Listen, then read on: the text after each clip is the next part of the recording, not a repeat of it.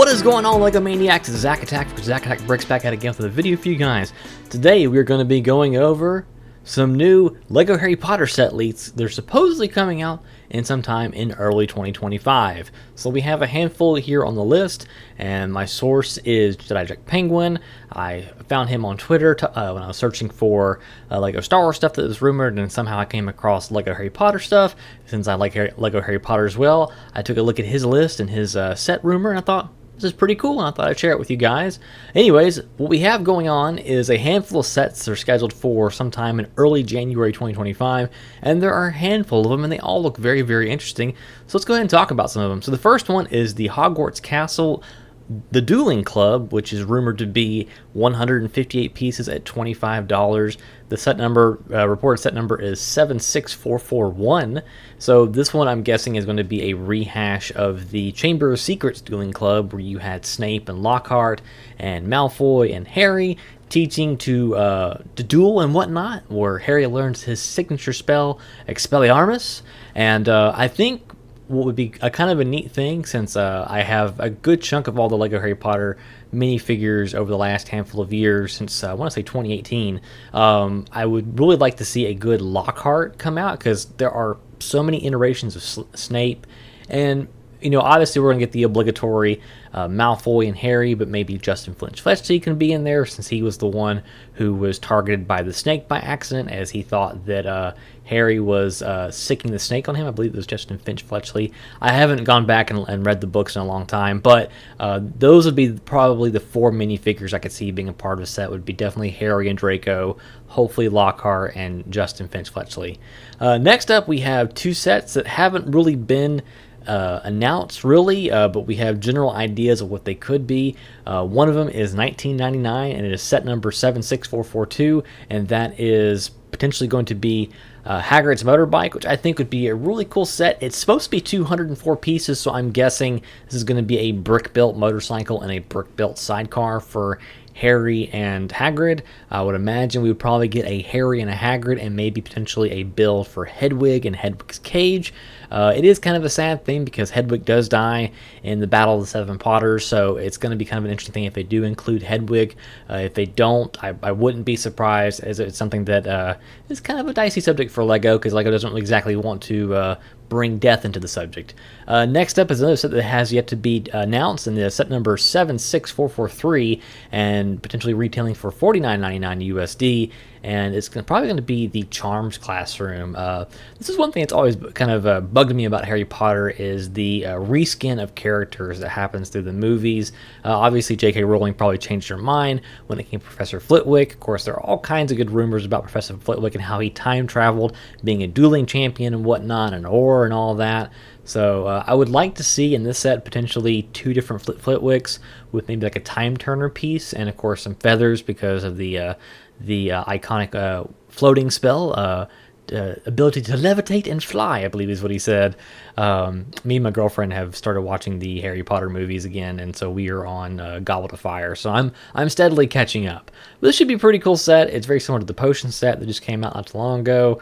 I'm really curious if these are going to be like the replacement modular sets that are going to replace the books. The books came out, I think the last one came out like 2 years ago, and now they've gone to the banners, and so maybe this is the new iteration of that, except for they decided to make it to where potentially it can go with the new modular castle system, which they are touting is the best LEGO Harry Potter castle system ever. Personally, I'm not probably going to pick this up unless it has some pretty good minifigures. The castle sets have kind of burned me, as when you commit to one castle ecosystem, they drop it and then go to another one, and obviously that's how they make their money. But I would like to see a castle set where you essentially could buy large sections of the castle for the money that you're paying for these sets. More brick built stuff as opposed to minifigures. Maybe do minifigure packs to populate your castle. I don't know. I would like to see something on a pretty large scale, to where it would be somewhat minifigure size, minifigure scale. But obviously, all those pieces together would be insanely expensive. But still, it's something cool, to collect minifigures and whatnot. Next up, we have Diagon Alley set number 76444, Wizarding Shops. This is being touted as a 18 plus set with nearly 3,000 pieces. We're looking at a potential piece count of 2,750 and retailing for potentially $199 USD. So obviously we have the Diagon Alley strip that came out in 2020, I believe, and then they did smaller sets in the last couple of years. This one I hope goes back to the Diagon Alley that came out in 2020 because I feel like only having half the street is only half the story. I would be more inclined to opt for the much larger set that completes the street.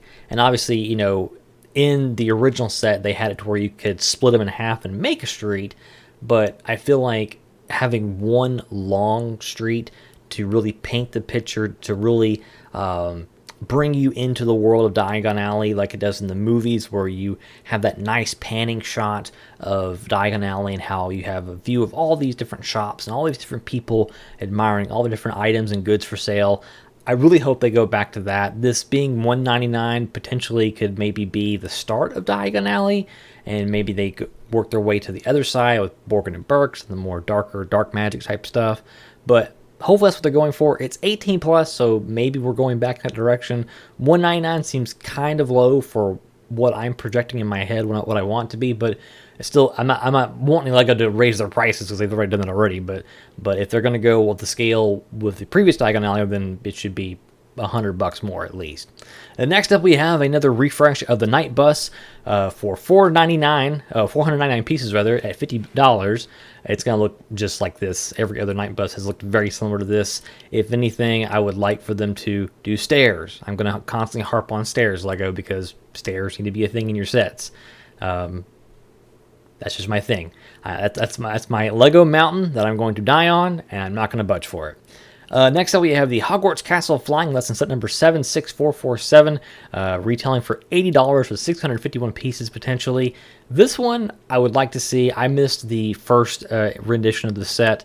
Obviously, we're going to have Madam Hooch, Neville with a Remembrall. Maybe they'll do an actual tile, or they'll do a cylinder piece again. I'm not really sure what they're going to do, but something that would better fit. I would also like to see a round element like the snitch, but it's you know, obviously it's totally a mystery, but you know, I think the obligatory minifigures are probably going to be Neville, Harry, Hermione, Ron, and Draco. For $80, I feel like we should get at least 5 or 6 minifigures.